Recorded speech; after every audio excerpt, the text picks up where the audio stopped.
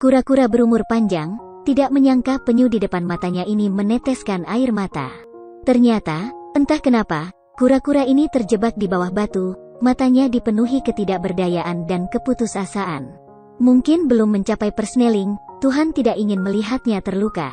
Dua orang yang sedang berjalan di pantai menemukan seekor penyu tersangkut di bawah batu, melakukan perbuatan baik tanpa imbalan, dan tanpa ragu memutuskan untuk menyelamatkannya. Karena tidak ada alat, kedua orang itu hanya bisa menggunakan tangan untuk menyekop pasir di sekitar kura-kura. Sejak zaman dahulu penyu selalu menjadi pertanda keberuntungan dan kebahagiaan. Bertemu dengan penyu ini pasti akan membawa keberuntungan dan kesehatan. Setiap orang dapat menyalakan hati merah kecil di samping, meninggalkan kalimat keberuntungan yang besar dengan implikasi bahwa bulan-bulan berikutnya pasti akan lancar dan menguntungkan. Kedua bocah itu berlutut di atas pasir dengan hormat, ingin sekali menyelamatkan kura-kura itu. Setelah beberapa saat, jumlah pasir di luar habis. Karena ruang yang terbatas, tangan mereka tidak bisa masuk lebih dalam, jadi dia mengeluarkan sebatang tongkat untuk menggali pasir. Kura-kura yang pintar memandangi dua pria baik di depannya, itu tersentuh.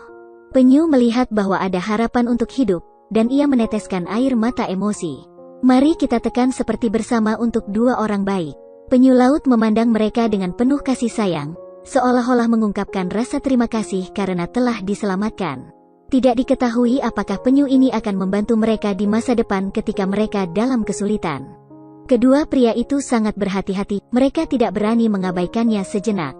Begitu saja, mereka menyelamatkan penyu dari matahari terbit hingga terbenam.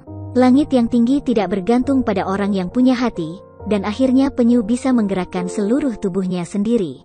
Itu menggeser tubuhnya yang berat untuk mulai bergerak, sayangnya pasir masih menghalangi jalannya. Kedua bocah itu hanya bisa terus membersihkan tumpukan pasir yang menghalangi jalan penyu. Meskipun mereka kelelahan, tetapi melihat bahwa mereka akan berhasil, mereka tidak punya waktu untuk peduli dengan tubuh mereka yang lelah dan terus menggali. Akhirnya penyu itu bebas, perlahan merangkak keluar dari bawah batu. Penyu laut yang cerdas tidak berniat untuk segera pergi, ia sedang memikirkan bagaimana membalas kebaikan menyelamatkan nyawa kedua orang ini di masa depan. Sepertinya kedua orang itu mengerti niatnya, jadi mereka pergi untuk menepuk penyu, memberi isyarat untuk segera pulang. Pada titik ini, penyu baru perlahan menggerakkan tubuhnya dan merangkak menuju rumahnya. Terakhir, mari tekan suka untuk dua orang baik ini.